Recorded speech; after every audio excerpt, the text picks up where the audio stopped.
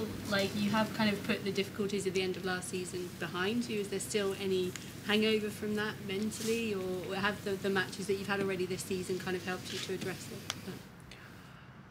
I mean, you can never answer that question fully because you never know. You never know what's around the corner. You never know what kind of challenges come. And so, I mean, I'd like to think that I'm definitely further along than when I was before Brisbane, and even further along when I was in Sydney. So I think even that match in Sydney has helped me along my way in really trying to play at the level that I want to play. I think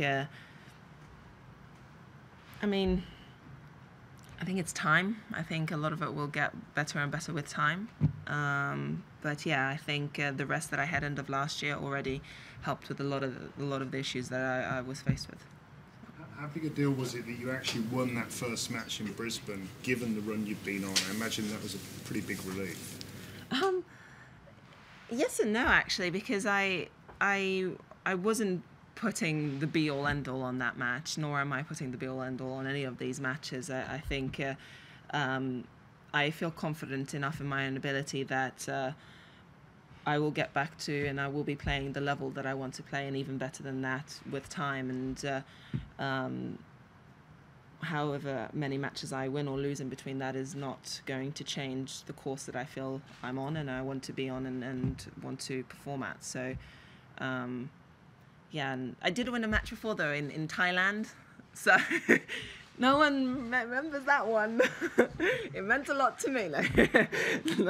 But yeah, so I am looking also at the funny side of it. I mean, losing is a part of sport, and losing in succession is also a part of sport in every sport. So I think as long as I'm clear on the kind of tennis that I want to play, and I'm clear on my progression, how I want to improve, I give myself the best shot of minimizing those things. Were you able to put your finger on what was going wrong in that period last year when you were losing some of the matches, I think against Ash Barty and against Monica Niculescu? What was happening? Actually, those two matches were very different, even alone. But I think besides the physical struggles that I was having with my foot, which definitely hindered my ability to stay as present and to stay as focused as I wanted to on court because of the pain I was having and the worries and everything that kind of snowballed and accumulated. Then was also just a case of my tolerance as a person. I kind of hit a bit of a wall. I kind of just wasn't able to roll with the punches really anymore, and it was basically just a bit overwhelming, and I couldn't quite find that headspace that you need to find when you're being tested day in, day out, or trying to be at an event. I couldn't quite find that headspace that I wanted, and therefore it just shows the margins are so small in these events that there's really not much in it on who comes through and who doesn't. Well, when you're in that headspace, what drives you to kind of carry on? Like, if you're feeling that bad, is there any part of you that wants to stop and take a break or anything like that?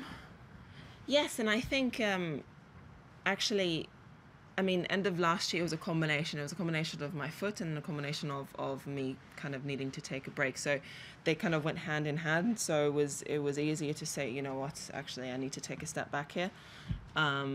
But in previous years, and actually stuff that you guys don't even know because you didn't document it because no one cared. But you go. But when you're around, when I was around 150 for a long time, there were periods when it was incredibly hard, where you go through emotions of whether you can still do this, whether you're even any good at this, whether it's just all falling apart. It's easy to catastrophize a lot of things as well when you're so immersed in this bubble, which is tennis. It's really easy to kind of catastrophize everything. So I think I'd like to think as I've gotten older now, I do a bit better with that. But again, if I don't take enough time and I'm not aware enough of where I am emotionally and mentally, and don't pick up on those moments where, you know what, okay, I'm going to take a day here, and yeah, it can be overwhelming. Obviously, no Serena a lot of people seem to be saying that this tournament could perhaps be even more open than the slams we see. What does that mean? Well, just that there's more people that you look and think, oh, she could win it, she could win it, she could win it. Okay. I don't know, how do you see it? Because whenever I get asked that question, I always comes across in a really kind of almost negative way instead of acknowledging how many great players we have. So I wish. Can we work on rephrasing that question? Okay. Can we work on this, guys? Let's work on this together. But yeah, I mean, it is the championships is open in the sense that there's so many great players. There's the depth in women's tennis. I really do believe in the last few years has really gotten so strong, and you just see it in every round in tournaments, in slams. There's so many first round, like massive first rounds. There's so many really tough second rounds. There's just no kind of straight sailing to the quarters or semis anymore. It just doesn't exist, and that's not specific to a Grand Slam. That's the same in Brisbane. I mean, I played Madison Keys first round. I mean, even Sydney, I played Agnieszka first round. So it doesn't really exist anymore. And I think it's a really exciting thing especially for the fans, for the people that bought tickets. They know they're coming, and whatever day they bought tickets for, there's going to be great matches on. I think that's exciting. That's what they pay their money for, to see an entertaining game of tennis. So I think we are providing this entertainment.